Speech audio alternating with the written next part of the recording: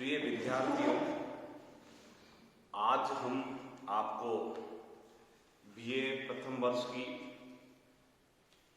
पहली कक्षा के बीच वीडियो लेक्चर के रूप में आपके सिलेबस में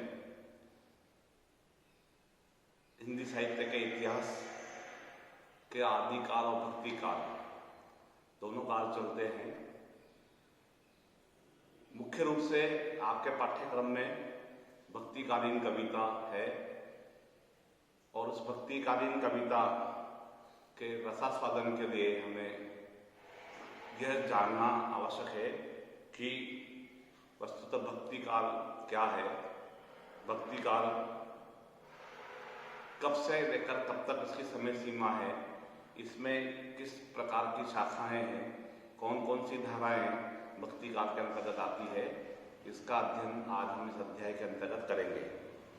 जैसा कि आप सब जानते हैं, हिंदी साहित्य के इतिहास लेखन की परंपरा यूं तो काफी पुराने समय से गार्हस्थ्य दासी के से ही आरंभ होती है, किंतु आचार्य रामचंद्र शुक्ल ने अपना हिंदी साहित्य का इतिहास नामक ग्रंथ लिखकर इस परंपरा को वैज्ञानिक आधार प्रदान किया।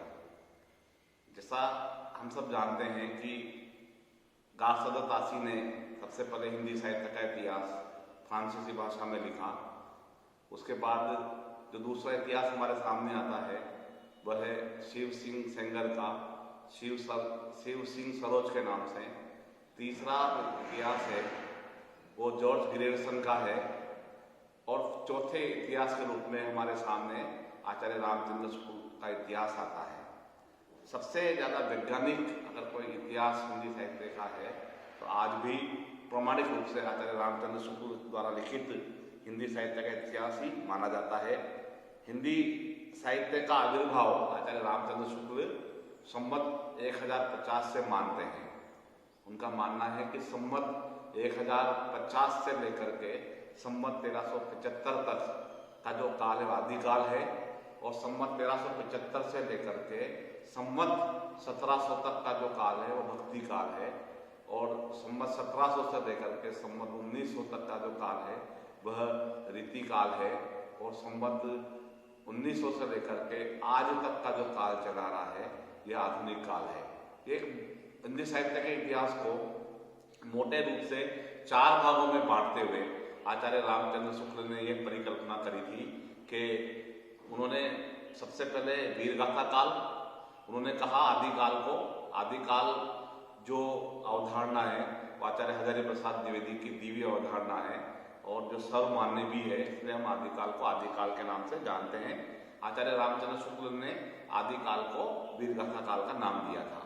दूसरा काल जो है उन्होंने कहा पूर्व माध्यमिक काल। उन्होंने इस काल को कहा कि पूर्व माध्यमिक काल और इस पूर्व माध्यमिक काल को उन्होंने भक्ति काल के रूप में जो है भक्ति काल इसको नाम दिया। दूसरा जो काल है, तीसरा जो काल है, उन्होंने उसे उत्तर मध्य काल कहा और उसे ऋति काल का नाम दिया। आचार्य रामचंद्र शुक्ल ने इस ऋति काल को श्रृंगार काल के नाम से भी बताया कि अगर कोई से श्रृंगार काल करे तब भी कोई से उन्हें जो है आपत्ति नहीं होगी। और आधुनिक काल को उन्होंने गद्य काल कहा जो आज तक चला आ रहा है। इसी प्रकार कई सारे इतिहासकारों ने इस समय सीमा को मान करके इसके बाद के जो इतिहास आए तो हिंदी साहित्य के इतिहास का जो समय सीमा है वो कई बार जो है 700 ईस्वी से लेकर के और आज तक की मानी जाती है। उन्होंने आदिकाल की समय सीमा को आचार्य रामचंद्र शुक्ल द्वारा दी गई 1000 ईस्वी की सीमा से पीछे ले जा करके उसे 700 ईस्वी तक भी जो है कर दिया है। लेकिन मूल रूप से जो है आचार्य रामचंद्र शुक्ल जिस युग को अपभ्रंश का युग कहते हैं वो अपभ्रंश भी वस्तुतः हिंदी की ही एक कड़ी के रूप में, हिंदी की पूर्व पीठिका के रूप में हमारे सामने नजर आती है। यही कारण है कि अपभ्रंश को भी हिंदी मान लेने में कोई आपत्ति नजर नहीं आती है। इसलिए हिंदी साहित्य का जो काल निर्धारण है वो लगभग 700 ईस्वी से लेकर के और उसके आगे के काल का निर्धारण इस प्रकार से हम कर सकते हैं। यहाँ पर एक जो दृष्टिगोचर करने वाली बात यह है कि बाकी के कालों के विभाजन लगभग आचार्य रामचंद्र शुक्ल के अनुसार ही है, केवल आदिकाल की समय सीमा को लेकर ही थोड़ा सा विद्वानों में मतभेद है, और ये मतभेद भी कई प्रकार से जो है कई तरीकों को लेकर के दिखाई पड़ता है। तो आइए हम जो है इस आचार्य रामचंद्र शुक्ल के वर्गीकरण में जो भक्ति काल है उस भक्ति काल के बारे में जानकारी प्राप्त करते हैं। भक्ति काल वस्तुतः 1375 विक्रम संवत से लेकर के 1700 विक्रम संवत तक चलने वाला एक लंबा समय है।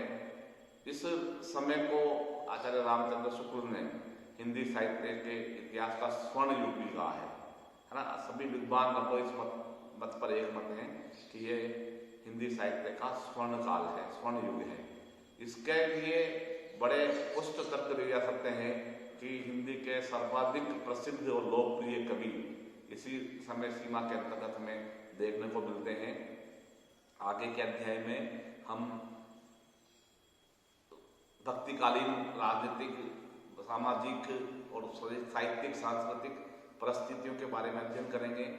इसी प्रकार जो है वो तत्कालीन परिस्थितियां क्या थी इसका भी जो हम अध्ययन करेंगे, और इसी तरह से जो है कई चीजों के बारे में जो है हम सब भक्तिकालीन साहित्यिक विशेषताएं क्या क्या थी, भक्ति काल में कौन कौन सी कृतियां प्रमुख रूप से रही, भक्ति काल में कौन कौन सी धाराएं, कौन कौन सी शाखाएं प्रचलन में रही, इन सब का उल्लेख भी हम आने वाले अध्याय में करेंगे। धन्यवाद।